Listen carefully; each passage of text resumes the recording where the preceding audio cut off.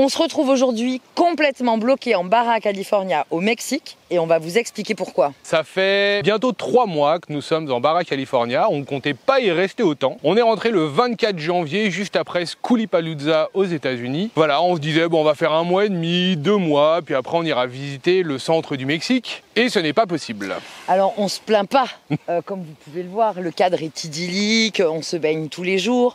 On a eu la chance, notamment cette semaine, et je vais vous mettre les images tout de suite, d'assister à un événement plutôt rare qui a lieu à peu près une fois tous les 80, 100 ans. Ça dépend où on est dans la planète. Hein. Moi, c'est la 2e fois que j'y assiste dans ma vie. Moi aussi. Toi aussi. Là, on n'était pas à 100%, mais on vous laisse avec les images et puis on revient vous expliquer un peu tout ce processus là qui fait qu'on est bloqué ici. Bonjour les gens, on se retrouve aujourd'hui sur la plage d'El Tecolote et on a été rejoints par les copains. Et aujourd'hui, c'est une journée un peu particulière parce qu'il va falloir que je mette carrément de nouvelles lunettes de soleil. On a la chance d'être alignés avec l'éclipse qui a lieu cette année au Mexique. On s'est équipé de lunettes spéciales pour regarder ça, ça vient tout juste de commencer. Je vous avouerai que j'ai jamais filmé une éclipse avec mon appareil, donc je ne sais pas ce que ça va donner. Si vous allez arriver à y voir quelque chose, en tout cas, nous on a très hâte. Et puis on a acheté quelques paires de lunettes, ça a été compliqué à trouver, c'est Chris qui nous les a trouvées. Les enfants se les prêtent pour pouvoir regarder à tour de rôle. Donc ils sont très enthousiastes. Et on va donc voir l'ombre de la lune qui cache le soleil. La lune passe devant le soleil et va nous le cacher progressivement. Voilà, c'est le programme de cette matinée. Ça devrait durer 2 heures. Voilà. Je ne sais pas ce que ça donnera en termes d'image, mais en tout cas, l'excitation ici est à son comble. Alors ces lunettes? Je vois rien. Et quand tu regardes le soleil? Je vois un plein blanc avec une tache noire qui bouge un peu, mais c'est très lent. Ah oui, c'est lent, hein, il y en a pour 2 heures. Oh, Et pas trop longtemps.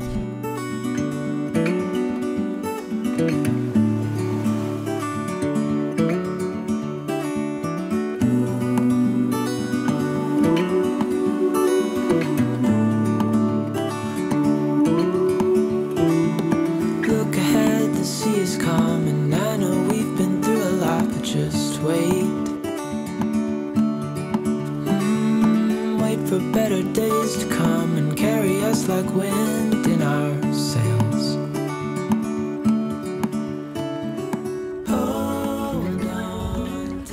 C'est full. C'est full. C'est fou et c'est fou. Alors je pense que ça sera sur le dessus. C'est fou, hein. Mais il y a pas de dessus. Ah, je sais pas. On pourra regarder le soleil de bas. On doit avancer là. Ah, tout le monde regarde encore, ok. I can smell the shore, it's right in front of us if we just hold on tight. This vision that I saw is getting closer every dawn. Je sais pas où t'es. C'est bon. C'est bon? Ouais. Bon, j'y vois rien en vrai parce que c'est tellement opaque que je filme pour la blague. Non, je vais regarder comme ça parce que il fait ultra sombre, je sais pas si vous en rendez compte, et il fait surtout très très froid parce qu'il n'y a plus de soleil. Voilà, donc on est à 99% là, Ouais, de la fin. Ouais, de la fin, ouais. Mais nous on sera à 90 maximum. On essaie de vous filmer avec les lunettes devant l'objectif, ça rend pas très bien. Par contre, effectivement, moi j'ai froid. T'as froid? T'as froid? Tout le monde a froid, on va aller mettre des pulls. Et puis ça va se remettre petit à petit, mais c'est vrai que là, la lumière, c'est même pas golden hour. Non, là c'est vraiment... On dirait un peu avant, tu sais, avant la pluie, quand il y a les gros nuages noirs. Il compense, hein, l'appareil. Hein. Ah oui, ben j'essaierai, parce que c'est blanc derrière. Normalement, le sable est ultra blanc, et là, il est béjasse, là, il quoi. est blanc, parce qu'en fait, ouais, l'appareil essaye vraiment de compenser. Ouais. Bon, bah alors dans l'autre sens, peut-être. Mais même l'eau, elle est plus turquoise du tout, on dirait l'eau du soir. Je suis allée me baigner ce matin, j'avais envie que c'est turquoise, mais là, c'est plus du tout turquoise. Bref, je vous laisse, que j'ai un soleil à admirer.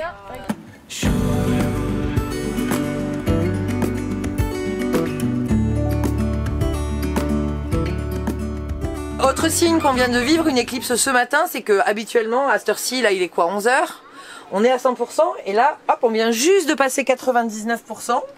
Ça y est, bon là l'éclipse est enfin, hein. Ouais. Donc c'est en train de charger. Habituellement on charge plutôt à 800 et là on chargeait qu'à 200 pendant l'éclipse. C'est bien signe qu'on était à l'ombre complètement. C'était sympa, bon là on est sur la fin. Donc c'est moins intéressant de la voir redevenir grande, mais il doit rester un dernier tiers. Et puis on aura terminé. Avec Bastien, nous, on va laisser les enfants ici et on va partir en ville faire le plein d'eau et les courses.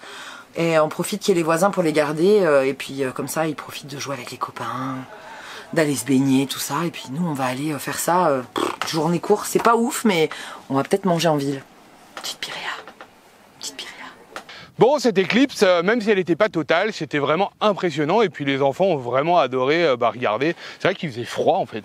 Ben ouais, sur les 10-15 minutes qui entourent le pic, après on n'était pas dans les conditions idéales parce qu'il aurait fallu être de l'autre côté. Mais là, justement, on en revient à là, c'est qu'on devait être de l'autre côté, mais on n'arrive pas à traverser, on va vous expliquer pourquoi. Mais c'est sûr qu'on n'était pas dans le bandeau optimal de l'éclipse. On a regardé d'ailleurs l'année prochaine, non, dans 2 ans. Oui, il y en aura une en Espagne, elle commencera en Islande et elle continuera jusqu'en Espagne. Et ce sera en 2026, il y en aura encore une autre en 2028, encore en Espagne, une autre en 2027 en Australie. En fait, des éclipses, il y en a assez souvent, mais il y en a peu qui passent par des régions habitées, elles passent souvent au milieu de l'océan en fait, parce que 70% de la planète est constituée d'eau. La dernière, et vous étiez peut-être là pour la voir, c'était en 99, en août 99 en France. Elle passait, on était à 100% et c'était un peu plus la nuit noire que là où on attendait la nuit et effectivement elle n'est pas venue. Si, elle est venue le soir quoi, comme d'habitude. Bref, on n'est pas là pour parler que de l'éclipse parce que effectivement c'était un chouette moment qu'on a partagé avec les copains. Et là, on est un peu sur la fin de la bara. En tout cas, les copains, eux, s'en vont tous. Là, c'est un peu la dernière soirée ce soir parce que c'est l'anniversaire de Ralph.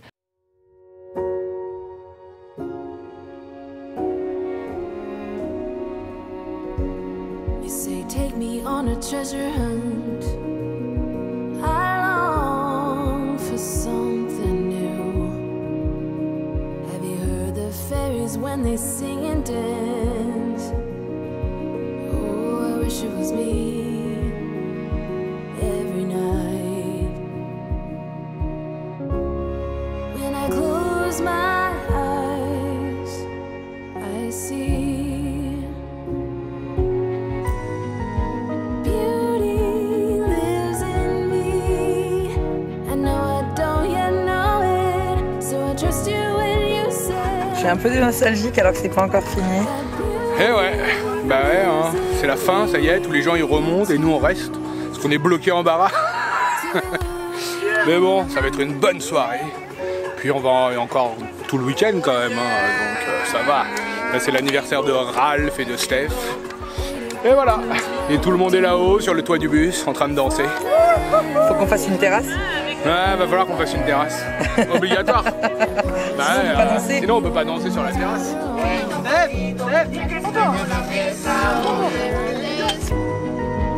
Beauty lives in me.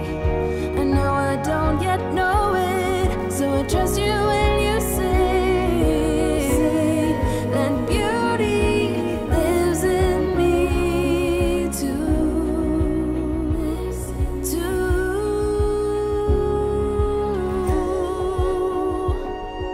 Il y en a 2! C'est incroyable, franchement, cette vie est incroyable. J'ai raté ça. Vous avez vu la tortue?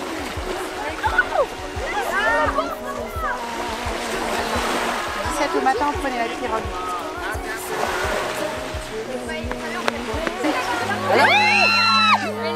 C'est qu'on est bête. C'est marrant, elle passe la tête genre Mickey, ça se passe. Arrêtez de crier, vous lui faites peur. Purée. Bravo mon amour. C'est vrai, t'as réussi?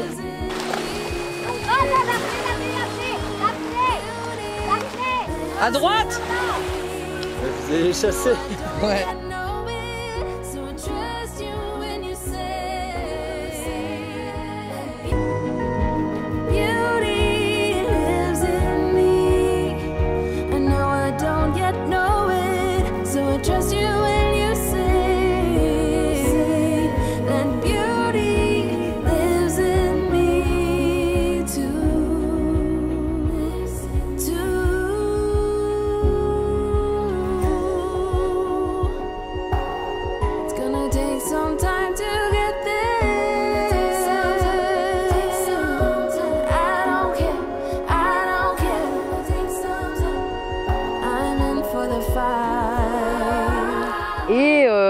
Ils sont tous en train de décider de remonter aux États-Unis, de continuer le voyage. Et nous, on peut pas. On est vraiment coincés ici. Et c'est ce qu'on va vous expliquer. Pour rappel, nous avons acheté un bus américain l'année dernière en Arizona que nous avons fait plaquer au Vermont. Le seul petit problème, c'est que lorsqu'on l'a fait plaquer au Vermont, on a bien reçu les plaques, mais on n'a pas reçu ce qu'ils appellent ici la registration. C'est un papier où il y a les détails. C'est la carte grise. Voilà, c'est une sorte de carte grise. Et on ne l'a pas reçue, donc on l'a redemandé. Oh, t'oublies une étape. En allant à Québec, on est passé au Vermont, à la ville de Montpellier. On est allé justement à ce qui serait l'équivalent de la préfecture en France, qui est le bureau d'enregistrement des véhicules du Vermont. Le DMV. On est allé les voir, on leur a dit bonjour, voilà, comme on s'en va au Québec, on aimerait avoir notre title, est-ce que vous pourriez au moins nous émettre un duplicateur? Ils nous ont dit, les demandes se font par courrier. Je dis oui, mais vous voyez bien que je suis là, que je ne suis pas à l'adresse qu'on vous a indiquée, qu'on va aller au Québec pendant quelques mois, et que. Et elle était en boucle, comme toute bonne administration, voilà, les formulaires E228, alinéa 15, au guichet truc, c'est vraiment un classique. Et elle était en boucle sur toutes les demandes se font par courrier, toutes les demandes se font par courrier. Ou alors il aurait fallu prendre rendez-vous, mais c'était avec 15 jours de délai, c'était compliqué. Bah oui, parce qu'on devait aller au Québec et qu'on n'avait plus des stars. C'est ça. Donc, on s'est dit, c'est pas grave, on part. Au pire, si on se fait arrêter, on a quand même le title qui est lié, lui, au véhicule, mais qui n'est pas lié à la plaque. On a voulu se faire livrer ce fameux papier chez nos copains en Arizona, dans leur P.O. Box. Oui, parce qu'à l'origine, on a fait toutes les démarches quand on était en Arizona chez nos amis, et c'est l'adresse qu'on a indiquée. L'adresse des Smiths qui ont une P.O. Box, c'est-à-dire une boîte restante, une boîte postale. Ça se fait vraiment beaucoup aux États-Unis, parce qu'il y a beaucoup de nomades, voilà, donc tu loues une boîte. Ils nous ont fait ça, et en fait, le problème, c'est qu'eux, entre-temps, ils ont annulé leur P.O. Box. Ce qui fait que, quand le courrier est arrivé, cette P.O. Box n'étant plus à leur nom, c'est reparti. Donc, on a utilisé l'adresse d'Augustine, qui lui habite à Casa Grande et qui a une P.O. Box au même endroit. Donc, on a fait la demande au Vermont par courrier au mois de décembre. Et généralement, ça met 3 semaines à arriver, parce qu'une semaine le temps d'arriver, une semaine de traitement, une semaine de retour. Sauf qu'au bout de plus d'un mois, on n'avait toujours rien. Donc on contacte le Vermont et là ils nous disent en fait l'adresse est, vous n'habitez pas à l'adresse indiquée. Et de fait, puisqu'Augustine n'a pas indiqué notre nom sur cette P.O. Box et comme la carte grise doit être livrée expressément au nom du propriétaire du title, quand ils ont vu que les noms ne correspondaient pas sur la P.O. Box, c'est-à-dire qu'il y avait notre nom de famille, mais son numéro de box, incompatible, ça repart, rebelote, donc il faut refaire une demande. Entre-temps, Augustine nous inscrit sur sa P.O. Box, pour qu'on puisse recevoir les courriers et on refait une demande. Mais entre-temps, on a dû sortir des États-Unis parce que notre ESTA se finissant, on ne pouvait plus rester aux États-Unis. Donc nous avons réussi à passer au Mexique sans registration. Alors ça a été un peu compliqué à la frontière parce que pendant que je faisais l'immigration, il y a un policier qui est venu voir Audrey, qui lui demandait les papiers, qui lui demandait l'assurance. Donc Audrey lui a donné le title, l'assurance, tout ce qu'on avait. Et le gars, il voulait vraiment la registration du Vermont qui est liée à nos plaques. Et on ne l'avait pas. Ouais, donc là j'ai un peu fait l'imbécile, j'aime bien faire ça, je sais bien le faire en général en lui disant c'est pas moi, es mi esposo, no conozco, tout ça, je fais exprès de moins bien parler espagnol en général. Et je lui dis, on va voir avec mon mari qui est en train de faire les visas. Donc quand il revient, on vous en parle. Et puis on est allé faire les visas, on est revenu, le policier n'était plus là, on a regardé les autres et on leur a dit, il faut nous ouvrir la barrière. Et comme ils nous voient avec les passeports, ils ne sont pas au courant de cette histoire de papier. On est passé. Sachant qu'on avait déjà pu passer au Mexique avec même nos plaques provisoires, il faut y aller en étant sûr de soi, en disant si, je suis dans mon bon droit. Parce qu'il y a une particularité quand même au Mexique, c'est qu'il y a des zones où on n'a pas besoin d'enregistrer le véhicule. Ouais, c'est ce qu'on appelle les free zones.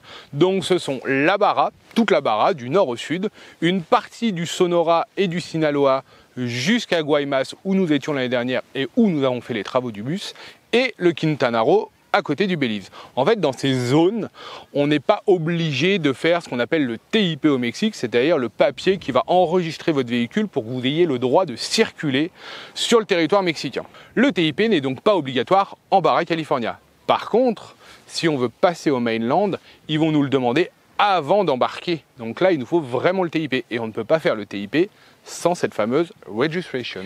Ouais, c'est même au-delà de ça, c'est que les copains qui ont voulu juste aller se renseigner pour faire un devis, on leur a dit vous ne rentrez pas dans le port si vous ne l'avez pas. Donc c'est même pas rentrer sur le bateau, c'est rentrer dans l'enceinte des ferries. Donc autant vous dire que là, on va pas bloquer de ferry tant qu'on n'a pas ce papier. Mais c'est surtout que tu as oublié la dernière étape.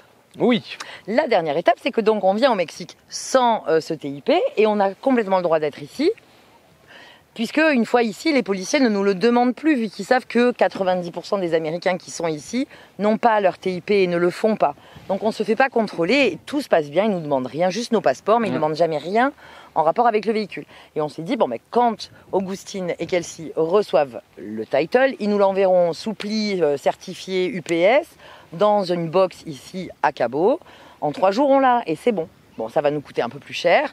Mais bon, en gros, il faut savoir que la demande, à chaque fois, elle coûte $16. Mais comme ils n'arrivent pas à nous le livrer, ils nous remboursent. Et là, enfin, Agustine reçoit le papier. Et Bastien a la très bonne idée, avant qu'il aille nous le renvoyer en UPS, de dire, bah, écoute, ouvre l'enveloppe, fais une photo et envoie-le nous. Et là, quelle ne fut pas notre surprise, n'est-ce pas Bastien? Exactement. En gros, ce n'était pas notre registration qui était dedans. C'était un joli papier du Vermont qui nous disait que depuis l'année 2024, les fees avaient augmenté et étaient passées de 16 à $20. Et donc que nous devions refaire une demande Par courrier. Une 3e fois, même une 4e si on compte celle des plaques. Donc on doit refaire une demande, ce qui a été fait par Augustine il y a bientôt 3 semaines maintenant. Et nous sommes toujours dans l'attente de nos papiers. Voilà, pour la modique somme de $4. Oui, pour $4. C'est-à-dire qu'ils nous ont pas dit, ça serait bien, faites un virement ou je sais pas quoi. Non. C'est juste qu'ils te renvoient un courrier pour te dire, nous ne pouvons traiter votre demande. Parce que, en fait, on l'a demandé genre le 31 décembre, mais comme eux l'ont reçu le 1er janvier, on n'est pas dans les filles, quoi. L'administration, vraiment, on est dans un loophole, ouais, un rabbit hole. Ouais, c'est horrible parce que ça tourne en rond, on a l'impression qu'on aura... Et à chaque fois, les copains, on leur dit, ça y est, on a reçu les papiers. Et non, on n'a pas reçu les papiers. Et là, on commence à en avoir... Alors, ça va, ce qu'on vous disait, baleine, éclipse, baignade, voilà, copains, barbecue. Oui, il y a pire comme endroit pour être bloqué, ça, on vous le confirme. Chips. Mais au bout d'un moment... Audrey en a un peu marre. Non. Au bout d'un moment, c'est vrai qu'on a un peu fait le tour de la baraque. Je crois qu'il nous manque peut-être une plage à aller faire, qui est la Ventana. Qu'on repousse parce qu'on se dit on ira quand on aura le papier. C'est ça. Et puis on s'était dit, on ferait des travaux de l'autre côté. Puis maintenant, on est en train de se dire, en fait, pourquoi on les a pas fait ici? Parce que la baraque est quand même un peu plus chère que le mainland. Ouais, mais plus ça, parce qu'on a des projets. Vous le savez, on voulait être au Salvador en fin d'année. On a 6 mois au Mexique. Alors c'est pas dramatique, ça fait que 3 mois. Ouais.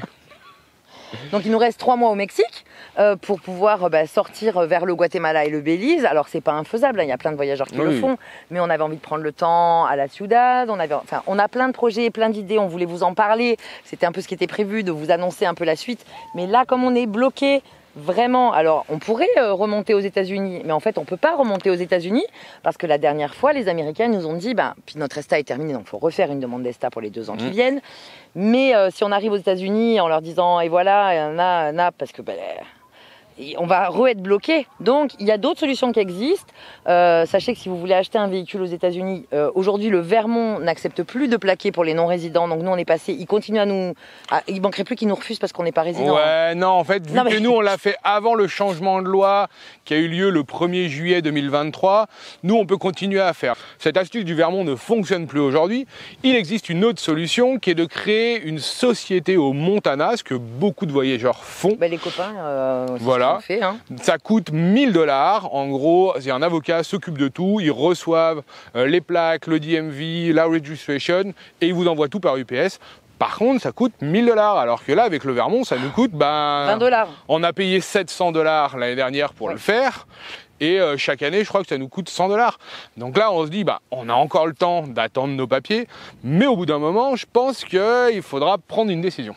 Ouais, c'est un peu compliqué, donc on sait pas, il y a quand même $1000 en jeu, c'est pas rien, on peut le faire d'ici ou pas, on sait pas trop. Moi j'ai pas envie de réfléchir à cette solution-là, parce que là le but c'est quand même d'avancer et puis de se dire, peut-être qu'on fera cette solution au Montana dans 2 ans quand il faudra qu'on renouvelle nos plaques. Ah non, maintenant on doit renouveler dans 1 an. Hein. Ah oui, ça va reprendre 1 an, on est contre. Non mais une fois qu'on a le registration, s'il périme, une fois qu'on est hors US, c'est moins grave pour nous. Ouais, à part si les douanes veulent vraiment t'embêter. Voilà. Ne parlons pas de malheur. Mais en tout cas, voilà, aujourd'hui, on est coincé ici. On adore la Barra, mais là, on en arrive à ce que c'est un peu la dernière fiesta ce soir. Ils sont tous en train de partir, donc on va se retrouver. Alors, on adore être tous les quatre, hein, mais tous les quatre sur cette fameuse plage de El Tecolote que vous connaissez par cœur. Ça commence à être un petit peu long. En fait, ce qui est long, c'est pas d'être là parce que c'est cool. Oui, c'est cool. C'est pas d'être ici qui nous pose problème, c'est de pas avoir le choix. On n'a plus l'habitude de pas avoir le choix. C'est vraiment. C'est que là, on est bloqué, quoi. C'est qu'on peut pas traverser parce qu'il nous manque un papier. Et on peut pas remonter aux États-Unis. Parce que le douanier nous a dit, retournez dans votre pays avant de revenir. Refaire une ESTA sans être repassé par la France, c'est le risque de se faire refouler. Et puis, semaine prochaine, 35 degrés, quoi. C'est ça, on va commencer à avoir chaud parce que avril, mai, juin, c'est des mois où ça monte, ça monte, ça monte. Et ouais, la semaine prochaine, 35 degrés à l'ombre qui n'existe pas ici en Barra. Il n'y a pas d'arbres, à part des cactus. Ouais, à l'ombre d'un cactus, dans cactus en plein, non, ça va pas fonctionner. Bon, il y a des coins qui sont plus sympas que d'autres. On peut aussi aller se réfugier dans certains campings qui sont à l'ombre, enfin c'est pas le problème, mais on avait envie, là on s'était dit ouais on prend 2 mois tranquille, ça va faire 3 mois tranquille, et là le tranquille, moi j'ai envie de refaire des randonnées, des visites, et parce que le musée de La Paz il est sympa, mais en une demi-heure c'est fait. Alors, on a fait le tour un peu, moi je suis en manque de rando, je suis en manque d'excursion, d'expédition, de découverte quoi. Je sais pas ce que t'en penses, mais... Ouais. Mais voilà. C'est un peu compliqué, mais bon, c'est la vie de voyageur, c'est la vie qu'on a choisie. On n'a pas choisi de traiter avec une administration aussi peu compétente, mais bon, on espère. C'est pas qu'ils sont pas compétents, c'est qu'ils respectent à la ligne les consignes incroyables comme toutes les administrations compétentes. Mais qu'ils auraient pu nous l'envoyer l'année dernière, on l'a pas reçu, puis on s'est dit on la fera plus tard, mais en fait ça prend 3 semaines à chaque fois, quoi. T'as un peu dit ça va être facile alors que non. T'as un peu dit, oh, ça ira vite, t'inquiète. Bah oui, mais c'était censé aller vite, mais il y a eu le fait qu'on mette pas Il y a eu aussi notre faute. Oui, il y a un peu notre faute. Mais bon, là, c'est un peu plus long, puis en plus... le coût des $4, vraiment. Ouais, ça nous a achevé. Quand j'ai reçu ça d'Augustine, j'étais là, non, la blague. Il faut tout refaire. Voilà, bon bref. C'est la vie, c'est comme ça. C'est la vie, c'est comme ça. On profite de cette vidéo parce qu'on sait que, et on reçoit pas mal de messages en ce sens, vous êtes vous aussi en train de préparer soit des vacances, soit un voyage au long cours, mais de vous reparler ce qui est très très important quand on prévoit ce type de voyage, c'est l'assurance santé. Et vous le savez, depuis maintenant 2 ans, Chapka est notre partenaire santé sur cette aventure et on voulait vous en reparler rapidement. Sachant qu'on a un code promo qui vous permet de cumuler les 15% famille avec, suivant le type de contrat, vous allez tout retrouver en barre de description, 10% de remise supplémentaire. Donc n'hésitez pas à aller au moins faire un devis pour voir ce qu'il en est. C'est toujours bien de prévoir ce type de budget-là quand on prépare un voyage au long cours. Exactement. Ceci est un lien affilié, donc nous toucherons une commission, mais cela ne changera rien pour vous au niveau du prix. Ceci étant, la semaine prochaine, on vous retrouve en Barra California, encore une fois, mais on a des envies un peu, parce que on repoussait, on vous le disait, beaucoup de choses. Il y a beaucoup de choses qu'on prévoyait de faire quand on serait de l'autre côté, là, quand là, les bateaux ils nous narguent, les ferries ils passent, là, ils passent. Là, et on peut pas les prendre.